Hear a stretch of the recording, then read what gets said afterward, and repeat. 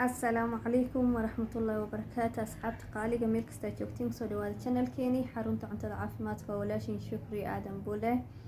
maanta waxaan rabaa inaan ka jawaabo su'aal aad iyo aad u soo laabatay. su'aashaasna waxaa weeye ilmaha yar ee jiro markuu yahay zero-ga ilaa 6 bilood u dhaxeeya ee gaarin cuntada. ilmahaas yar hadduu shubmo una ma tagaayo maxaa la siin karaa ayaa markaas su'aashaas isoo markasta way la soo way usoo dad badan ayaa is weydiiyay waalid rag iyo dumar ahba hooyo aabooyin ah. marka waxaan rabaa inaan halkan wax yar ugu jaahil bixiyo. ilmaha hadduu gaarin cuntada 5 bilood ilaa uu yahay cunugaas zero uu yahay hadda waa inaan kala qaadan rabaa. haddii cunuga shubmaayo bes waa guriga 2 maalin camal hal maalin waa ku hayn kartaa. naaska ayaa u badinaysa hooyada caano badan ayay cabisaa naas si fiican u sii waxa kale haddii cunuga 2 jeer ilmahaas uu yar yahay 2 jeer ka badan haddii cunugaas u shubmo waxaan dhihi lahaa cunugaas isbitaalka hala geeyo. hadduu shuban bas uu yahay waaye. haddii cunuga uu shubmaayo uma tagaayo waa khatar zaa'id ah ilmaha guriga lagu haysanay dhihi lahaa.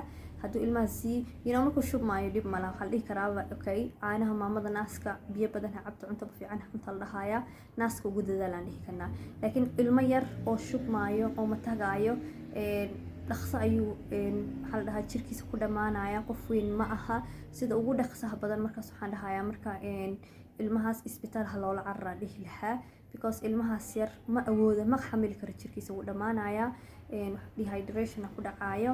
marka waxay dhahaan waalidka maxaa sameynaa waxa kaliya sameyn kartid waxa weeye maadaama ilmahaas uu cunto gaarin aan dhihi karin maanta cuntooyinkaas cuntooyinkaas kuwii kale oo ka soo hadlay hadda cuntooyinka sida loo siiyo ilmaha qofka weyn iyo ilmaha yaryar hadda laakiin waa ilmaha nuunaha waaye oo weli gaarin cuntooyinka waaye.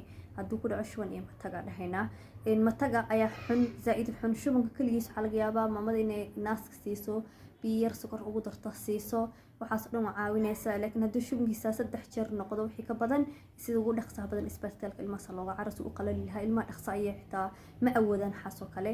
laakiin hadda waxaan ka hadlaynaa hadduu shubmaayo una ma tagaayo maxaan sameeyaa ayay waalidka markasta soo weydiiyaan. markaas waxaan dhahayaa ilmahaas hadduu 1 jeer mise 2 jeer ku aragtid shuban iyo matag haddii 2 jeer ka badan ku aragtid haba sugin hal mar uu shubmay iyo ma tagay haddana mar labaadkii shubma tagay ilmahaas sida ugu dhaqsaha badan isbitaalka ula carar ayaan ku dhahayaa maadaama xaalad degdeg ayaa soo gashay. ilmahaas sida ugu dhaqso badan ayaa jirkiisa qalalaayo hadhow ilmaha iyo dadka weyn isku mid maaha dhihi lahaa. faleenba ayaa lagu surayaa waa lala caafimaad dhinacaana waa laga bedelaa. marka hooyooyinka aabayaasha waxaan ku dhihi lahaa waxba way fiican tahay in dadka la weydiiyo oo dadka wax bartay dhinaca caafimaadka. laakiin waxaas oo kale waa wax oo arrimo waxa way degdeg ah waaye asxaabta qaaliga ah. soo marka hooyooyinka aabooyinka oo su'aashaas rabeen ugu jawaabay inagoo mahadsan. marka waxaan dhihi lahaa isbitaalka hala geeyo ilmahaas aan dhihi lahaa guriga lagu haysanin because xaaladaas xaalad adag weeye xaalad fudud maaha. qofka weyn ama ilmaha markuu 6 bilood gaar ka goynaado ilmo markaas cuntaa siin kartaa cuntooyinka bedelaysaa cuntooyinka. laakiin ilmahan waa ilmo naas bas ku nool naaska waxyaalo badan ayuu ka ilaaliyaa. laakiin hadda ilmaha cuntada cunaya hadda ka hadlayna wax badanna waan ku soo celceliyay soo ilmaha isbitaalka loola carro sida ugu dhaqsaha badan. marka waxaan rajeynayaa inaan su'aashaas inaan si fiican uga jawaabay because dad badan oo kala duwan ayaa igala soo xiriiray dhinaca WhatsApp-ka ah.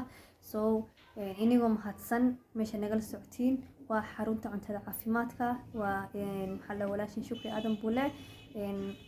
bakhiliin ha noqonin asxaabta channelkeena weeye channelkan dadka Soomaaliyeed ayaa iska leh. subscribe sameeya like sameeya share sameeya comment-ka sida kasta hoos nagula soo jawaabtiin hoos comment-ka iiga tagan dhihi lahaa halkaas ayaan kusii gudo baxayaa. wassalaamu calaykum waraxmatullaahi wabarakaatuh.